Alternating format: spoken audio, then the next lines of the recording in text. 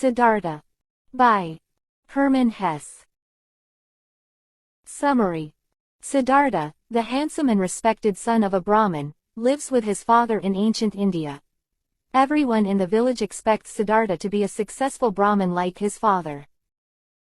Siddhartha enjoys a near-idyllic existence with his best friend, Govinda, but he is secretly dissatisfied.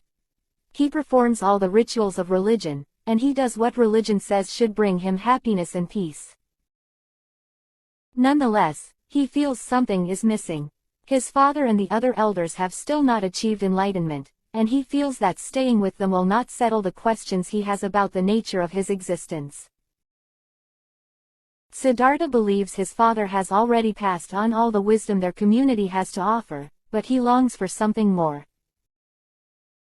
One day, a group of wandering ascetics called Samanas passes through town. They are starved and almost naked and have come to beg for food. They believe enlightenment can be reached through asceticism. A rejection of the body and physical desire. The path the Samanas preach is quite different from the one Siddhartha has been taught, and he believes it may provide some of the answers he is looking for. He decides to follow this new path. Siddhartha's father does not want him to join the Samanas, but he cannot dissuade Siddhartha. Govinda also wants to find a path to enlightenment, and he joins Siddhartha in this new life. Siddhartha adjusts quickly to the ways of the Samanas because of the patience and discipline he learned in the Brahmin tradition. He learns how to free himself from the traditional trappings of life, and so loses his desire for property, clothing, sexuality, and all sustenance except that required to live. His goal is to find enlightenment by eliminating his self, and he successfully renounces the pleasures of the world. Sunburned and half-starved, Siddhartha soon ceases to resemble the boy he used to be. Govinda is quick to praise the Samanas and notes the considerable moral and spiritual improvements they both have achieved since joining. Siddhartha, however, is still dissatisfied. The path of self-denial does not provide a permanent solution for him.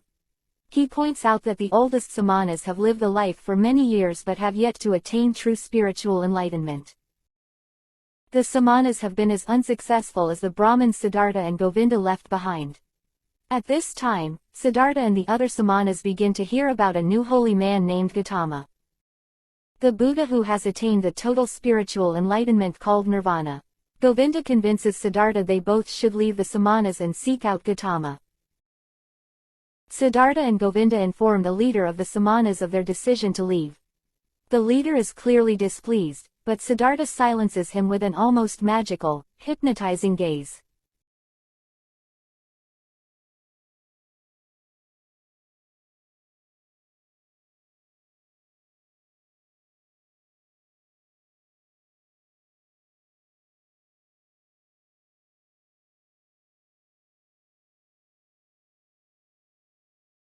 Siddhartha and Govinda find Gautama's camp of followers and are taken in. Siddhartha is initially pleased with Gautama, and he and Govinda are instructed in the Eightfold Path, the 4 main points, and other aspects of Buddhism.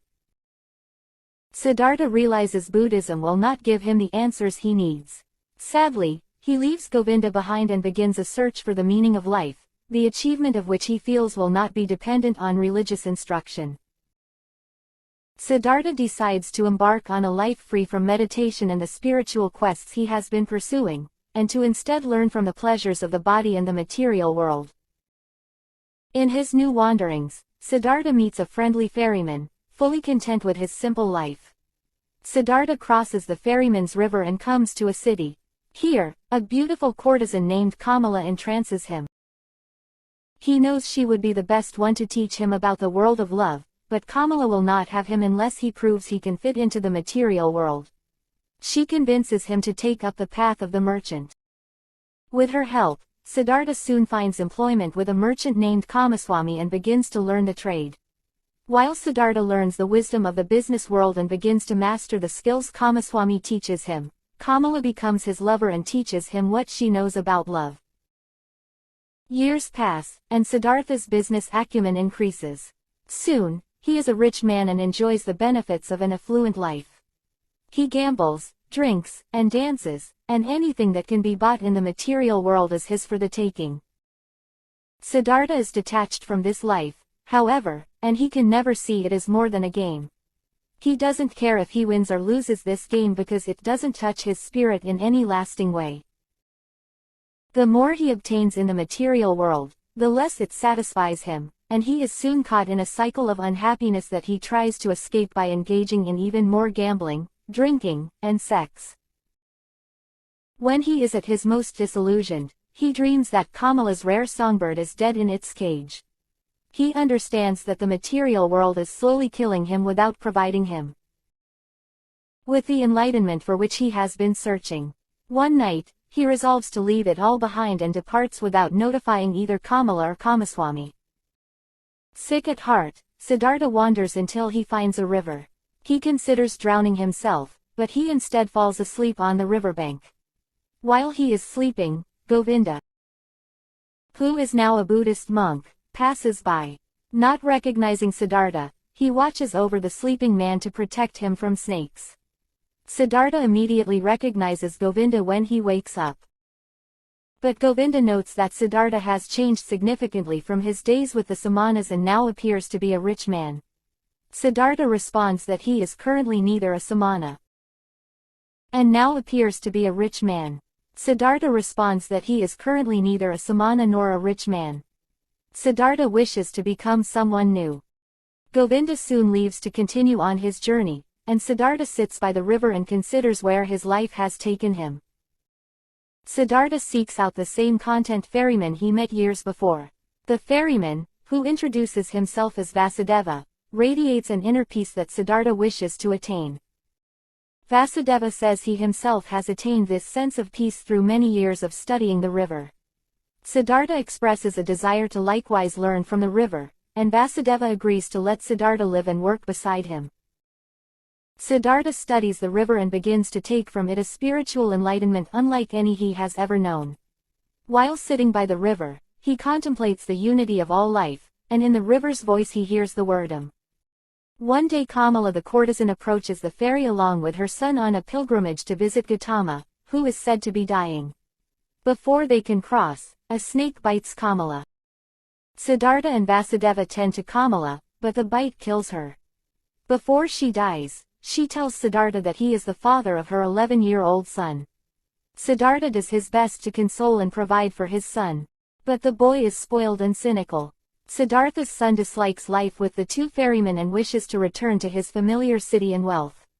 Vasudeva believes Siddhartha's son should be allowed to leave if he wants to. But Siddhartha is not ready to let him go.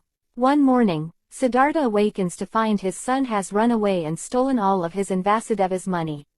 Siddhartha chases after the boy. But as he reaches the city he realizes the chase is futile. Vasudeva follows Siddhartha and brings him back to their home by the river, instructing him to soothe the pain of losing his son by listening to the river.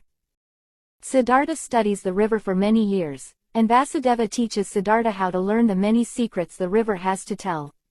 In contemplating the river, Siddhartha has a revelation. Just as the water of the river flows into the ocean and is returned by rain, all forms of life are interconnected in a cycle without beginning or end. Birth and death are all part of a timeless unity.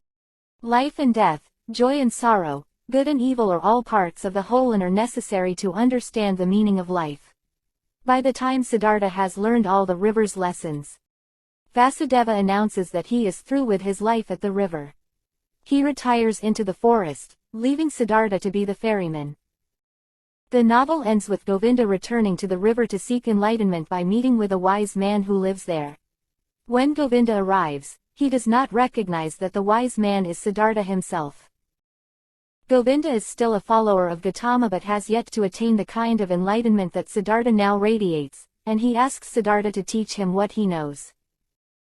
Siddhartha explains that neither he nor anyone can teach the wisdom to Govinda, because verbal explanations are limited and can never communicate the entirety of enlightenment.